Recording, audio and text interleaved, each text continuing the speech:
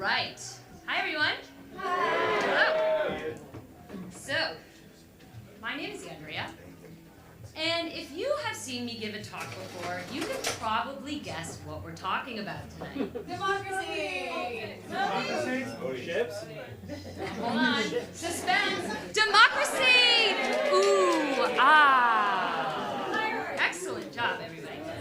All right.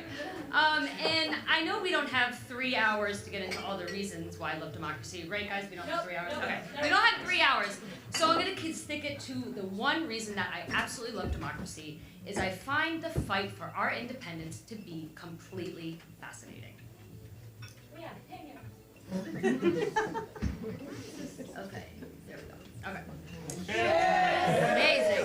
Amazing, everybody. All right. So if we're here to talk about, ship, boat, same family. So if we're here to talk about defiance, remember that an amateur, ununiformed, starving army defeated the global superpower and said, peace out to the rule of a king. So 249 years ago, we signed one of my favorite documents, the United States Constitution. But what I love most about the Constitution is not its original form, but how it has evolved over time. That's the plan. And we might remember from our history class that the very first words of our Constitution is "we the people." And I know that I am preaching a history that most of us are quite familiar with, but this "we the people" was constrained to a very specific type of person. But it was never intended to stay stagnant, at least by some accounts. Thomas Jefferson said that laws and institutions must go hand in hand with the human mind, or it is like trying to fit a grown-ass man into the coat he wore as a kid. I'm paraphrasing just a little bit. Just a little. Just a tad. So one line of the Constitution that I am particularly fascinated with is, and it's actually still in its original form, is Article 1, Section 4, Clause 1. The election clause. Ooh. Thank you. Amazing quote. And what fascinates me about this little bite-sized sentence, it has created so much drama throughout American history. And so it essentially grants states the right to kind of do whatever the hell they want in terms of elections. Except this cute little thereof at the end. And now remember it because I'm going to be quizzing you later. But in some ways, the election clause is a beautiful thing. The diversity and innovation of elections in our country is extraordinary. We have expanded access to the ballot in profound ways. But maybe I don't need to state the obvious. This also means that states can be creative in how they disenfranchise and suppress voters. Boo. So this meant that back in the day, without any amendments, the states all got to individually decide who could and who could not participate in elections. And for a while, all of them unilaterally decided it would be these white property-owning men, end of list. Some states even narrowed the criteria to vote further by having religious tests. And I'm going to point something out very quickly. New York was not one of these, exactly, New York was not one of these states, but New Jersey was. I'm just saying. I'm just putting it out there. But as time went on, states slowly started removing these barriers, and not necessarily because they were feeling generous, but it came from immense sacrifice and pressures from organized movements. And some of these efforts paid off because on February 3rd, 1870, we passed the 15th Amendment. And that expanded the electorate and granted all men the right to vote in every state, and this included black men. But as Gina Linetti says, because of systemic racism, even though black men had the constitutional right to participate in elections, states relied on the election clause to employ egregious barriers to prevent them from doing so. And this still happens today, right? I think we're all familiar with gerrymandering and registration purchase. Boo. But this amendment still left out 50% of the population from our We the People. And then enter stage right, the Votes for Women movement. Stick it to the man. So not too long ago, a friend of mine convinced me to rewatch Mary Poppins. I have not seen it since I was a kid.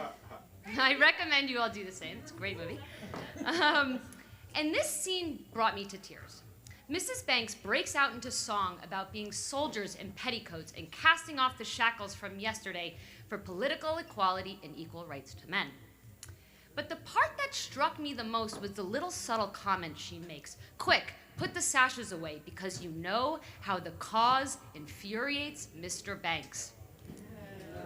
Remember, stick it to Mr. Banks. But remember, even simply the belief that women should have the right to vote in this country was an act of defiance. And women were punished for having this belief. I did take all these pictures.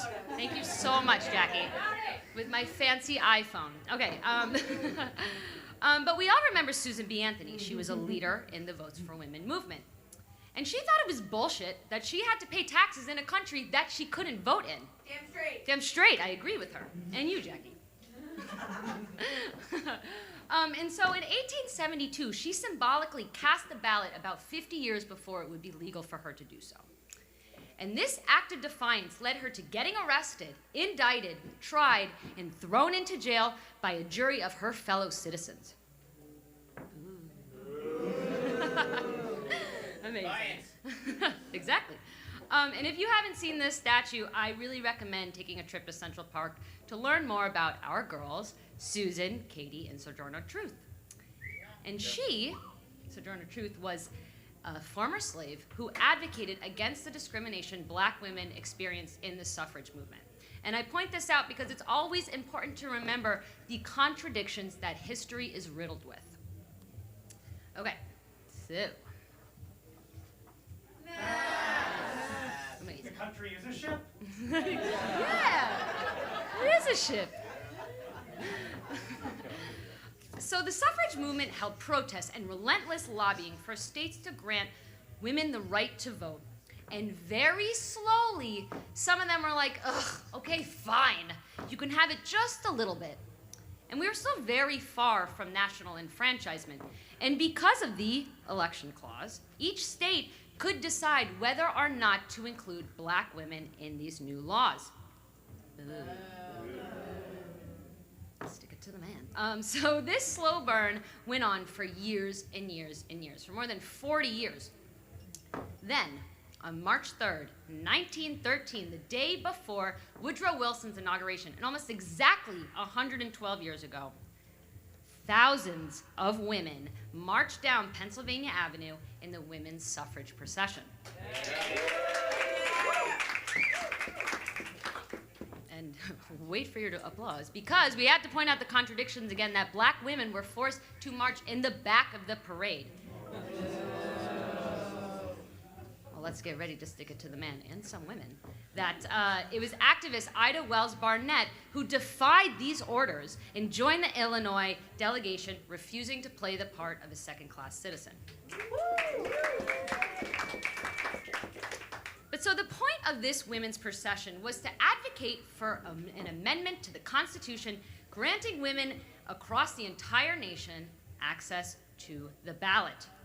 And this was really significant because what was that little word I told you to remember? Thereof. Amazing, yes, thereof, A+ for everybody. And so this little cutie of a word has sparked so much debate over time. But it essentially means that in some cases, the federal government can dictate the rules of elections that every single state must abide by, like a constitutional amendment expanding the electorate, as we did with the 15th Amendment. Yeah. Expanding the electorate. But all right, let's be serious. Okay, just kidding. But the reaction to this man was, this demand, stick it to the man and this demand, was cacophonous. During the procession, men on the sidelines jeered, they yelled, they made sexual propositions to the women, they manhandled them, and they literally spat on them. Unsanitary. And then in walks Inez Milholland. Or maybe I should say she rode in. Yeah. Because this badass was leading the procession, riding a white horse with a cape and a tiara with the Star of Hope on top. And the white dress she was wearing would inspire the women's movement to use white as the uniform to symbolize unity. And Inez, she was a born and raised Brooklynite. She was well known, I'm a Manhattanite, but like give it up for Brooklyn.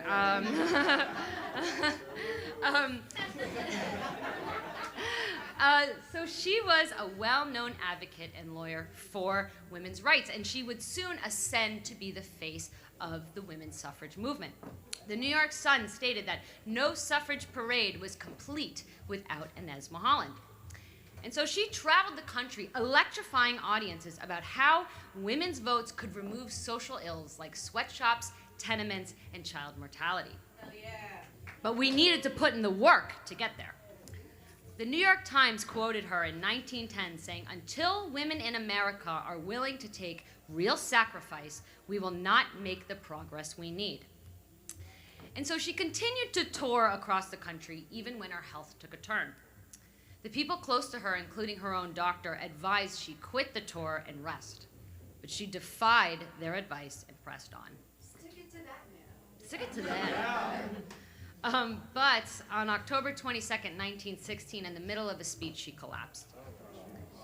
The audience remembers what she said right before she fell. She said, "Mr. President, how long must women wait for liberty?" And then a few weeks later, she paid the ultimate sacrifice, and she died at the age of 30. I know. But the story does get better, I promise. Her memorial was the first ever held in the United States Capitol for a woman. Yeah. Well, we love Inez. But the suffragists continued her fight in the fight for women enfranchisement. And it just took more churning and scraping and sacrifices from defiant women, like burning a literal effigy of Woodrow Wilson in front of the White House. Stick it to the man. Exactly. And these women would never run out of creative and theatrical ways to have their voices heard. They would do a hunger strike wearing prison uniforms. They hiked 200 miles in pilgrim boots, and they launched a suffrage barge down the Mississippi River. I couldn't find a picture of it. I wish I could, so pretend. And then finally, it came down to the last state that needed to vote in order to meet the 36-state threshold we needed to pass an amendment. And in the Tennessee state capitol, it turned into the War of the Roses.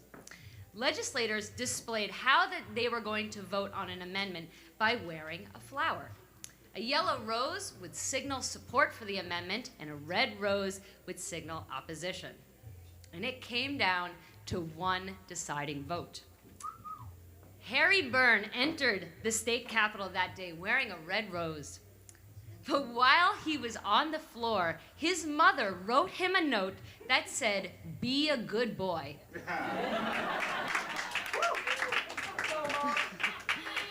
And that note likely changed the course of history because he switched his vote to yes.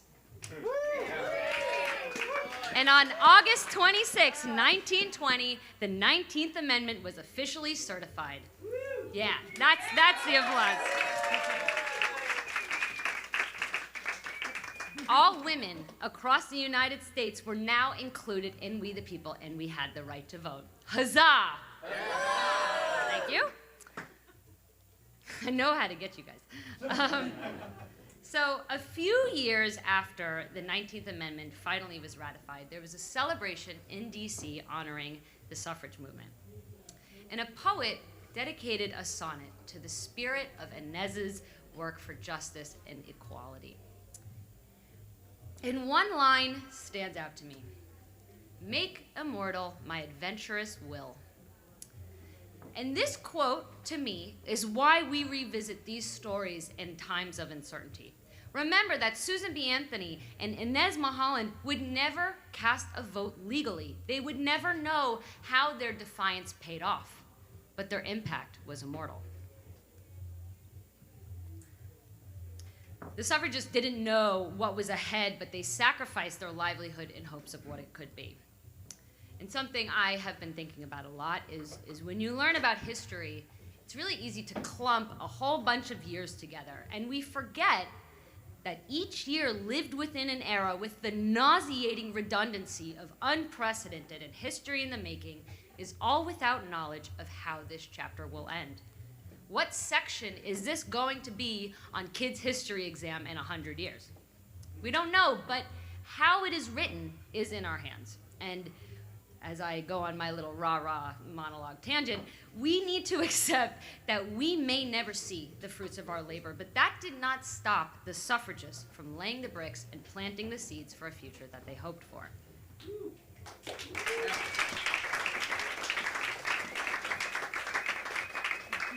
And so now, remember what Martin Luther King says. The arc of the moral universe is long, but it bends towards justice. So even if that arc feels far off, we all have to ask ourselves, what does defiance look like for me? What are the sacrifices we need to make? What are the effigies we need to burn? And how the hell do we finally get a bigger coat? Shout out to T. Jeff. And finally, perhaps most importantly, we must remember something that one of my favorite women says. You were tossing me the car keys, fuck the patriarchy.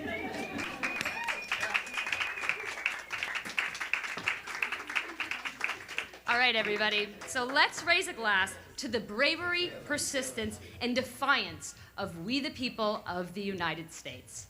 Cheers.